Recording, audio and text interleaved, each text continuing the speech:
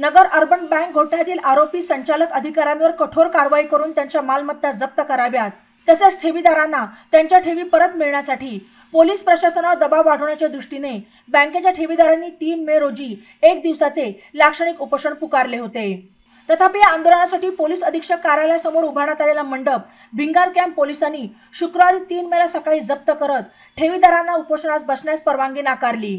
त्यामुळे हताश झालेल्या ठेवीदारांना निवेदन देण्यासाठी 3 तासाहून अधिक काळ भर उन्हात पोलीस अधीक्षक कार्यालयासमोर ताटकळावे लागले।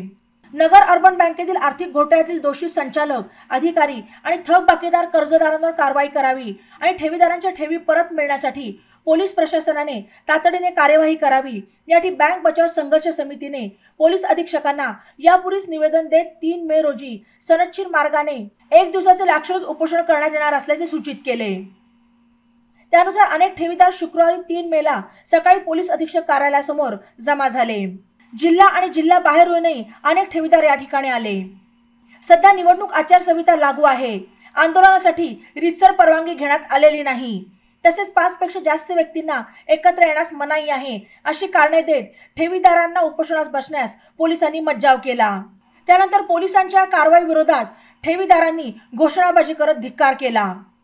या आंदोलनात समितीचे डीएम कुलकर्णी राजेंद्र चोपडा, राजेंद्र गांधी, राजेंद्र सबलोक, दीपाली सोनार, विलास कुलकर्णी, नंदकुमार भालेराव, अनिता भालेराव, भानुदास दाणे, बाबासाहेब दळवी, उषा दळवी, शकुंतला लोहकरे, कृष्णनाथ वैकर यांच्यासह अनेक ठेवीदार सहभागी झाले। दरम्यान आतापर्यंत अनेक राजकीय पक्ष आणि नेत्यांची आंदोलने झाली, मात्र अशा प्रकारची कारवाई झाली नाही। आता मात्र मंडप जप्त करण्यात आला ही खेदजनक बाब आहे। पोलिसांनी आरोपी संचालक आणि थकबाकीदार कर्जदार यांना पकडावे आणि त्यांच्यावर कायद्यानुसार कारवाई करावी अशी मागणी करतानाच बँकेच्या घोटाळ्याकडे कोणत्याही पुढाचे लक्ष नाही याचा खेद वाटतो असे बँकेचे सभासद राजेंद्र चोपडा यांनी म्हटले आहे। या संदर्भात बँकेचे सभासद राजेंद्र चोपडा आणि बँक बचाव समितीच्या पदाधिकाऱ्यांनी अधिक माहिती दिली।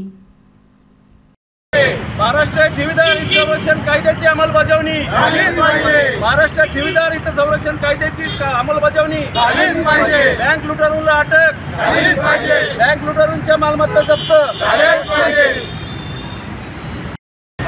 महाराष्ट्र ठेवीदार हित संरक्षण कायद्याची अंमलबजावणी झालीच पाहिजे। उपोषणाला परवानगी न देणाऱ्या पोलिसांचा धिक्कार असो। उपोषणाला परवानगी न देणाऱ्या पोलिसांचा धिक्कार असो।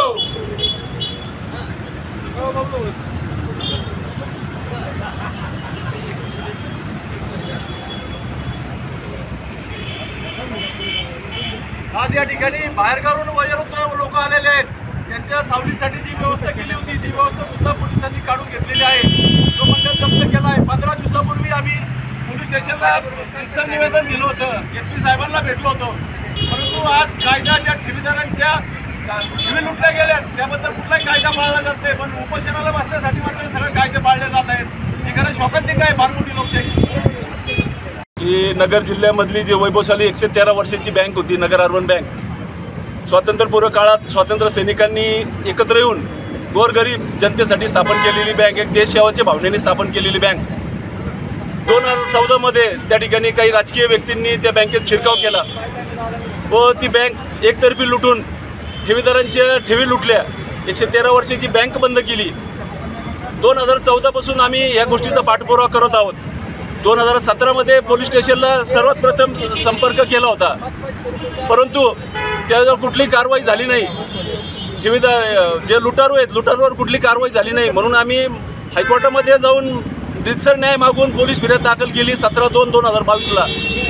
त्यामधील सर्व कलमे जे आहेत त्यात लागलेली ही सगळी अजामीन पात्र होती, तरीसुद्धा कुठल्याही आरोपीला त्या काळात अटक करण्यात नाही आली। आज 2024 आहे। मीनवाईल 4/10/2023ला बँक बंद पडली आणि ठेवीदारांच्या गोरगरीब ठेवीदारांच्या ठेवी त्या ठिकाणी अडकल्या गेल्या। आम्ही अनेक माध्यमातून पाठपुरावा करत आहोत। यामध्ये जे महाराष्ट्र सरकारने एक चांगला कायदा केलेला आहे, महाराष्ट्र ठेवीदार हित संरक्षण कायदा, त्याची अंमलबजावणी व्हावी म्हणून आम्हाला आंदोलन करावं लागलं। ते आंदोलन केल्यानंतर केवळ एकाच गुन्ह्यामध्ये ते कलम वाढवलं गेलं, बाकी आणखी 8 ते 10 गुन्हे याच ठिकाणी दाखल आहेत, परंतु त्या गुन्ह्यामध्ये तो महाराष्ट्र ठेवीदार हित संरक्षण कायद्याचे कलम लावण्याची टाळाटाळ केली जात आहे। त्या कारणाने ठेवीदारांना त्यांच्या ठेवी परत मिळायला अडचण निर्माण होत आहे। ठेवीदार म्हणजे 105 आरोपी निष्पन्न होऊन त्यामधले फक्त 8-10 आरोपी फक्त अटक केल्याचे दाखवलेत आणि बाकी आरोपी सापडत नाही असे पोलीस म्हणतायत. पण याच्यामध्ये सरळ चाल ढकल दिसून येत आहे.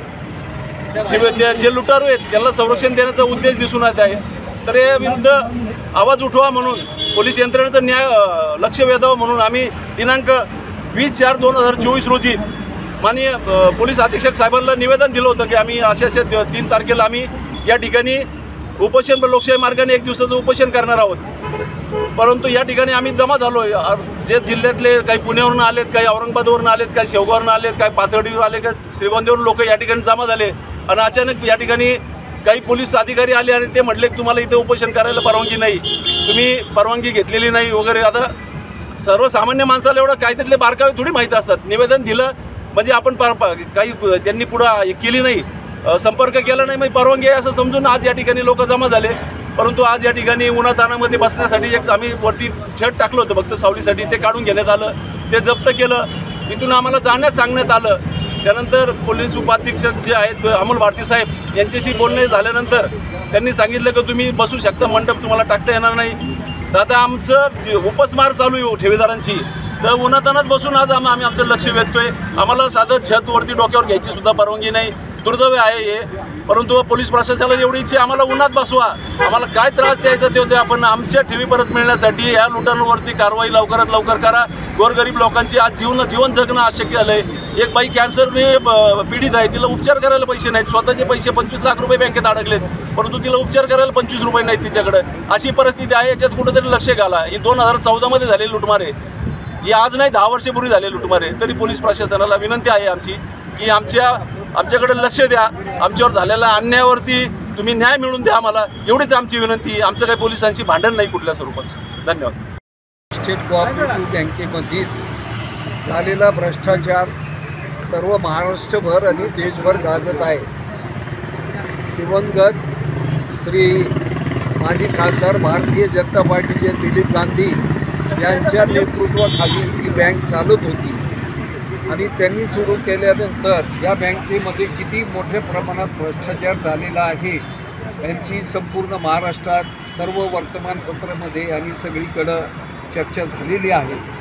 आज ज्या गोरगरिबांच्या ठेवी या ठिकाणी अडकलेल्या आहेत असे गोरगरीब लोक या ठिकाणी बसले होते आणि त्यांनी एवढ्या कडक उन्हामध्ये उपोषणाला बसल्या असताना सुद्धा पोलिसांनी त्यांचा मांडव काढून नेला आणि जप्त केला.